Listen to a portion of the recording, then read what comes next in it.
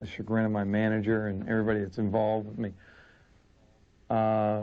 till late in the process. And I don't like reading a lot of concepts for videos because I think, number one, a lot of what can be done with music visually in that format has been done at this point. We've had videos as we know them, music videos, now around for what, 14 years. I know when MTV first hit in the States and Much Music came on board and everything became marketed via that. But in my case, I'll always have a great affection for the form because as a ancillary means of accessing the public, it worked in a profound way for me. We were able to capture the imagination of listeners by how we presented things visually. Something familiar, but something new. And I think that is one of the keys of reaching people with an emotional expression, whether it's painting, whether it's writing, in prose, whether it's through poetry or song, or whether it's performing as an actor or writing, directing, whatever the artistic medium may be. I think that it's helpful. It's not an absolute, but it certainly is helpful. It can sometimes be a greater challenge because it's been done previously by using the same lexicon, but the semantics become your own. And therein lies the fingerprint of, the novelist that writes in his own fashion. The language is still English in the case of, the writers that write in English, but it's how you use those words and that ultimately will have its effect on people. And hopefully I've used them in my own way, in a unique enough way that it merits, a response from other people, and it has to this point in a very gratifying way. 3 years, I guess.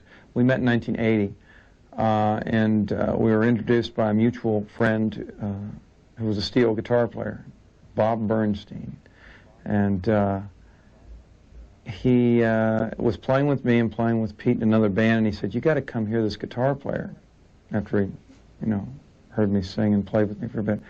And he told Pete, "You got to hear this singer." So I went to a club where they were working one night on a night off and got up and sat in with him, and it just was a great, and there was an instant compatibility musically for what he did on the guitar as an instrumentalist, as a musician, and what I was doing vocally, and there was an instinctive understanding of each other, and the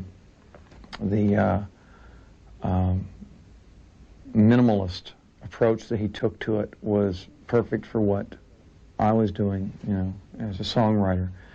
And it also, he had the innate talent and the virtuosity to then, when the moments, made themselves available musically, to completely step forward and seize that moment and just explode with energy that I think acted as a catalyst for a lot of my music. And so it was a mutually beneficial relationship right from the start. And his talents are different than mine and unique from mine, as he, points out that mine are unique and different from his, and they're mutually complementary. Yeah, I had other thoughts in mind, other plans. I didn't, it's a funny thing, you've got youthful exuberance up to a point, and a certain naive belief that you can do this, you can conquer all the obstacles and overcome the obstacles, conquer any of the foes, I guess. And then you realize that at some point when you're been beaten over the head with refusal and discouraging assessments of you know, your possible options and opportunities, you kind of get worn down. And I tell you, that was another thing that Pete provided, was a voice in the wilderness that said, no, you're right, this will work, you're going to have to give it time, and you know, the struggle's, in your case, worth continuing. Because I don't think personally, I mean, maybe perhaps I am, but I think I'm pretty logical and level-headed, and I'm not real delusionary. And you know, there's a certain reality in the journey here, and maybe it's not this time that you're, you know, maybe it's not this place that I'm supposed to do that thing. And I was willing to, you know, accept a degree of that, but then you're meant to, you know, meet Dr. Livingston in that jungle for a reason, I guess, and you know, have them say, no, you're right, you know, you can do this, and there's a reason for you doing it, and ultimately it will you know, prevail. They didn't know quite what to do with my instincts about singing, performing, in terms of, you know, finding an outlet for me with that. But they recognized, you know, my innate sense of music and my my gravitation towards that and towards performing. They didn't discourage it. They encouraged it to the point that they were fearful that I was becoming so immersed in it that I would drown in it and forego finding a way to successfully make a life for myself, if in fact that didn't prove to be a means of doing so. And they were worried. They worried a lot. But it's incumbent upon the individual, and I think it starts even at childhood, to protect that part of yourself, because you can't expect other people to understand it always. You know, there are certain aspects of each of us that are only ours to fully understand. And I would retreat on my own and nurture that and protect that often. I think that's where my need for solitude stems from.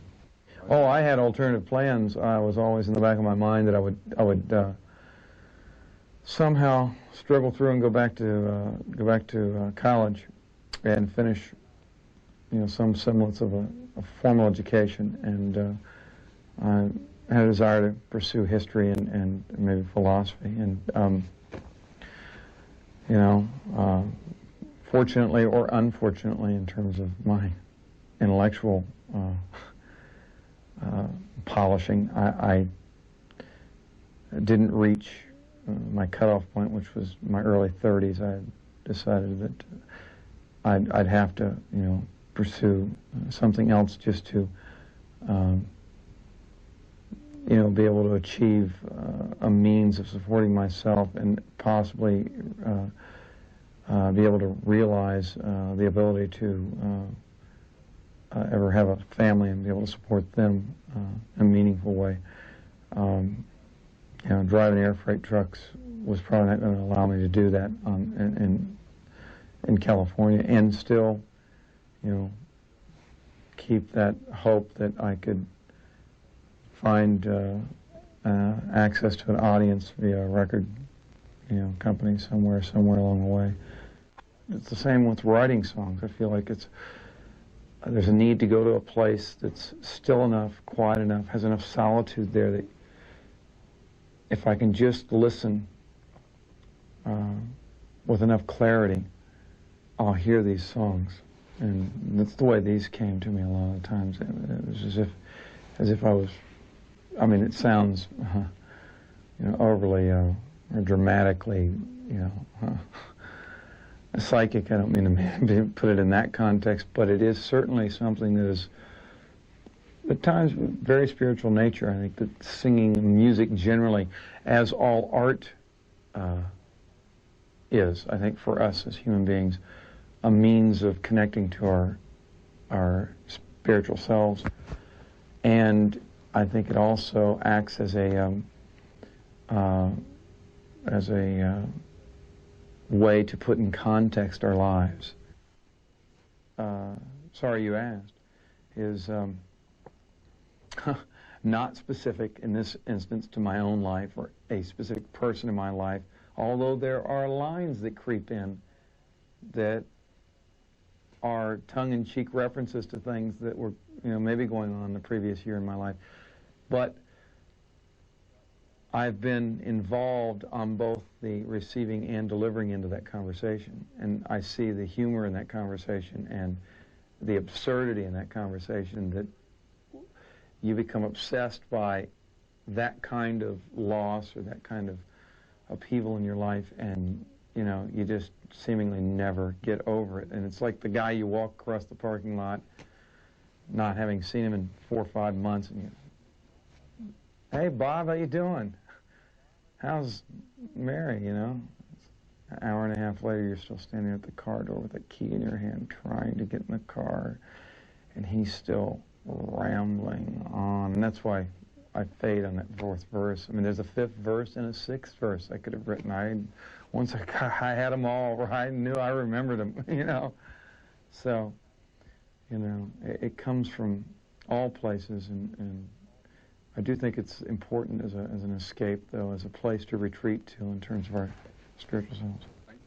Carolyn Mayer, who directed that with me, Carolyn Mayer Bug, actually, and she and we did an edit, and she was working on the piece because I was involved in part of a tour that we were doing, and I came back in and saw it, and I did an edit, and we both had edits that we liked, and we were going to go back through and do a synthesis and kind of marry the two pieces, and that's a a normal approach.